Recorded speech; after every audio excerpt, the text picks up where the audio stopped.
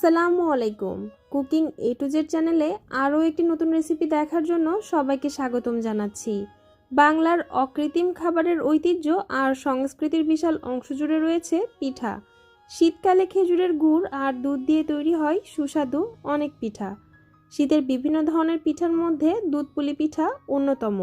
তাই আজ আমি আপনাদের জন্য নিয়ে এসেছি দারুণ সুস্বাদু দুধ পুলি পিঠার রেসিপি। প্রথমে আমি পিঠার ভেতরের পুরটাকে রেডি করে নিব। এজন্য একটা প্যানে দিয়ে দিচ্ছি হাফ কাপ খেজুরের গুড়, সাথে অ্যাড করে দিচ্ছি 1/4 কাপ পানি, দিয়ে দিচ্ছি একটা তেজপাতা, একটা দারুচিনি আর 2টা এলাচ, আর দিচ্ছি 1 চা চামচ ঘি। এখন গুড়টাকে ভালো মতো গলিয়ে নিব আর অপেক্ষা করব ফুটে ওঠা পর্যন্ত। পিঠার ভেতরের পুরের জন্য দরকার হবে নারকেলের। আমি এখানে 1.5 কাপ কোরানো নারকেল নিয়েছি। এখন এর মধ্যে অ্যাড করে দিচ্ছি কোরানো নারকেল। এই কোরানো নারকেলটা গুড়ের সাথে খুব ভালোভাবে মিশিয়ে নিতে হবে। আপনারা চাইলে এখানে খেজুরের গুড়ের পরিবর্তে চিনিও ব্যবহার করতে পারেন, তবে খেজুরের গুড় ব্যবহার করলে স্বাদটা খুব বেশি ভালো হয়। এই পর্যায়ে দিচ্ছি সামান্য লবণ আর 1/4 কাপ গুঁড়া দুধ। আবারও এটাকে নেড়েচেড়ে খুব ভালোভাবে মিশিয়ে নিতে হবে। এর মধ্যে যে পানিটা ছিল সেটা অনেকটা শুকিয়ে গেছে, তবে খেয়াল রাখতে হবে ভেতরের পুরটা যেন খুব বেশি ড্রাই না হয়ে যায়। পানিটা শুকিয়ে গেলেই চুলা থেকে নামিয়ে নিব। এবার আমি চুলাটা বন্ধ করে পুরটাকে ঠান্ডা করে নিব। আর এর মধ্যে যে গরম মশলাগুলো আছে সেগুলো তুলে ফেলে দিব। তা না হলে পিঠার ভেতরে যদি থেকে যায় তাহলে দাঁতের নিচে পড়লে খেতে ভালো লাগবে না। এখন দুধ পুলি পিঠার ডো তৈরি করব। এজন্য একটা পাত্রে 1 কাপ পানি দিয়ে দিচ্ছি সামান্য লবণ, আর সেই সাথে দিচ্ছি 1 টেবিল চামচ বাটা নারকেল। বাটা নারকেল ব্যবহার করলে ডোটার টেস্ট খুব ভালো হবে আর পিঠাগুলো অনেক নরম হবে। ঠান্ডা হয়ে যাওয়ার পরেও পিঠাগুলো শক্ত হয়ে যাবে না।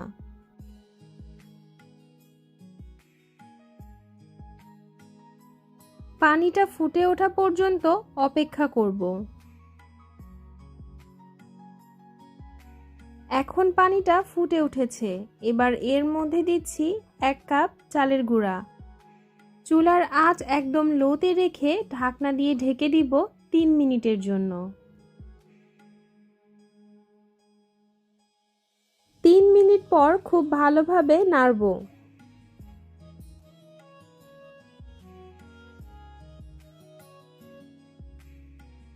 এটা সামান্য গরম থাকা অবস্থায় মথে নিতে হবে, তা না হলে যত ঠান্ডা হবে তত শক্ত হয়ে যাবে।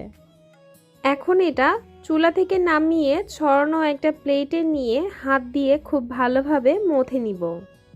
এটাকে যত ভালোভাবে মাখবেন তত ভালো হবে পিঠাগুলো। মথে নেয়ার পর এটাকে ভেজা কোনো কিচেন টাওয়াল অথবা ভেজা পাতলা সুতির কাপড় দিয়ে ঢেকে রাখবো। খেয়াল রাখবেন এই পর্যায়ে রং উঠে না এমন কাপড় দিয়ে ঢেকে রাখতে হবে। আর ঢেকে রাখার রিজন হচ্ছে চালের গুঁড়ের উপরের পার্ট খুব তাড়াতাড়ি ড্রাই হয়ে যায়। ঢেকে রাখলে এটা শক্ত হবে না এবং পিঠাগুলো বানাতে সুবিধা হবে। এবার আমি পিঠাগুলো তৈরি করব। এজন্য আমি প্রথমে রুটির মতো বানিয়ে নিব।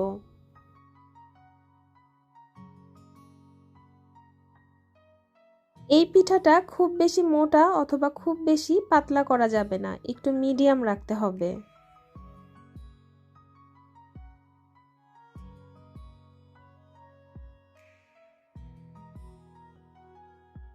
বড় একটা রুটি বেলে ছোট ছোট করে রুটি কেটে নিব। একসঙ্গে এভাবে অনেকগুলো ছোট রুটি কেটে নেওয়া যায়। বড় একটা রুটি বেলে যদি এভাবে ছোট ছোট করে কাটেন তাহলে সময়টা কম লাগবে।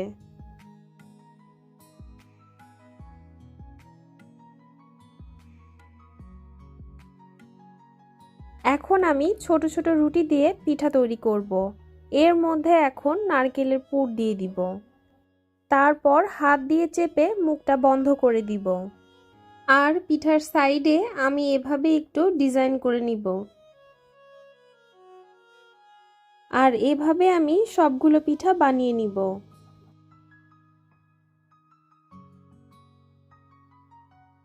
পিঠাগুলো যখন একে একে বানানো হবে তখন কিন্তু বানানো পিঠাগুলো ভেজা কাপড় দিয়ে ঢেকে রাখতে হবে। আর আমি এভাবে একে একে করে সবগুলো পিঠা বানিয়ে এই ভেজা কাপড় দিয়ে ঢেকে রেখেছি। তবে খেয়াল রাখতে হবে ভেজা কাপড়টা ভালোভাবে চেপে তারপর পিঠাগুলো ঢাকতে হবে। আর তা না হলে পিঠাগুলো ভিজে যাবে। আর ঢেকে যদি না রাখেন তাহলে পিঠাগুলো ড্রাই হয়ে ফেটে যাবে। এবার একটা প্যানে 1 লিটার দুধ নিয়ে নিয়েছি। আর দুধটা অবশ্যই ফুল ফ্যাট মিল্ক হতে হবে। এই পর্যায়ে চুলার আঁচটাকে মিডিয়ামে রেখে দুধটাকে হালকা গরম করে নিব। দুধটা হালকা গরম হয়ে গেলে এর মধ্যে দিয়ে দিব হাফ কাপ গুঁড়া দুধ। গুঁড়া দুধ খুব ভালোভাবে মিশিয়ে নিতে হবে যাতে ভিতরে কোনো দলা বেঁধে না থাকে। গুঁড়া দুধ দেওয়ার পরে অনবরত নাড়তে হবে, না হলে নিচে পুড়ে যেতে পারে। 5 মিনিট আমি দুধটাকে জাল করব।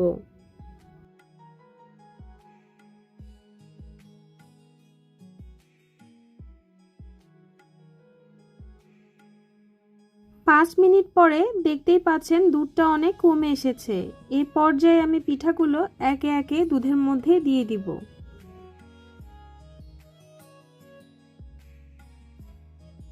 এবার পিঠাগুলো হালকা একটু নেড়ে দিব। আর চুলার আঁচ এই সময় মিডিয়াম আর লো এর মাঝামাঝি থাকবে। ঢাকনা দিয়ে ঢেকে দিব 15 মিনিটের জন্য।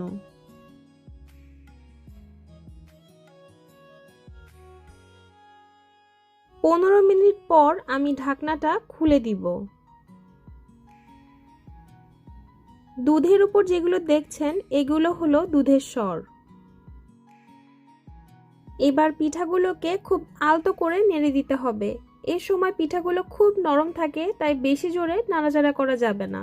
খুব আলতো করে নাড়তে হবে, তা না হলে পিঠাগুলো ভেঙে যেতে পারে। এখানে কিন্তু একটা পিঠাও ভেঙে যায়নি, যেমন দিয়েছিলাম তেমনই আছে। দুধটা একটু খেয়াল করুন, এখনো পাতলা অবস্থায় আছে। এই পর্যায়ে আপনারা যদি ঘন করতে চান, এর থেকে কিছু দুধ তুলে নিয়ে তার মধ্যে 1 টেবিল চামচ চালের গুঁড়া অ্যাড করে ভালোভাবে মিশিয়ে এর ভিতর দিয়ে দিতে পারেন।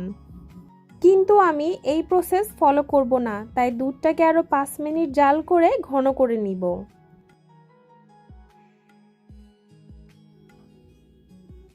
দুধটা এখন অনেকটা ঘন হয়ে এসেছে। ঠান্ডা হওয়ার পর এটা আরো একটু ঘন হয়ে আসবে। এবার চুলাটা বন্ধ করে দুধটা ঠান্ডা হওয়া পর্যন্ত অপেক্ষা করব। যেহেতু গুড় ব্যবহার করব, সেহেতু অনেক সময় দেখা যায় গরম দুধে গুড় ব্যবহার করলে দুধটা ফেটে যায়। তাই দুধটা যদি ঠান্ডা করে গুড়টা মেশাই তাহলে দুধটা ফাটবে না। আর চেষ্টা করবেন পিঠাগুলো বানানোর অল্পক্ষণের মধ্যেই দুধের ভিতর ভিজিয়ে দিতে। আর এই ছোট ছোট টিপসগুলো ফলো করলেই একদম পারফেক্ট হবে দুধ পুলি পিঠা। এবার গুড়টাকে রেডি করে নিব। এখানে আমি হাফ কাপ খেজুরের গুড় নিয়েছি। এবার একটা পাত্রে নিয়ে নিচ্ছি খেজুরের গুড় আর সাথে দিয়ে দিচ্ছি 1/4 কাপ পানি। পানি দেওয়ার পর খুব ভালোভাবে মিশিয়ে নিচ্ছি।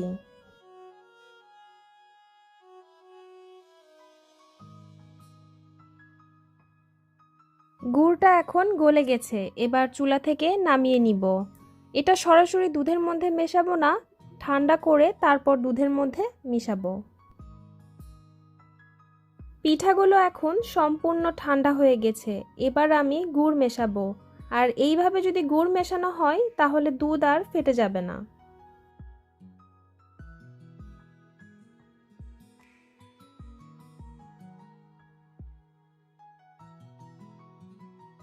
এবার গুড়টাকে দুধের সাথে খুব ভালোভাবে মিশিয়ে নিব। যে কোনো ধরনের পিঠা ঠান্ডা খেতেই কিন্তু ভালো লাগে। এবার একটা সার্ভিং ডিশে ঢেলে নিজের মতো করে সাজিয়ে পরিবেশন করে নিতে পারেন দারুণ মজার দুধ পুলি পিঠা। তৈরি হয়ে গেল মজাদার দুধ পুলি পিঠা। উপরে কিছু পেস্তা বাদাম কুচি দিয়ে পরিবেশন করছি। পিঠা ছাড়া বাংলার শীত যেন পরিপূর্ণ হয় না, তাই এই শীতে পিঠা উপভোগ করবেন। এবার একটা পিঠা আমি আপনাদের সাথে কেটে শেয়ার করছি। আপনারা নিশ্চয়ই বুঝতেই পেরেছেন এই পিঠাটা কতটা ইয়াম্মি হয়েছে। আমার আজকের রেসিপিটি কেমন লাগলো অবশ্যই আমাকে কমেন্ট করে জানাবেন, লাইক এবং শেয়ার করবেন আর সাবস্ক্রাইব করে আমার চ্যানেলের পাশে থাকবেন। আজকের মতো এ পর্যন্তই। আল্লাহ হাফেজ।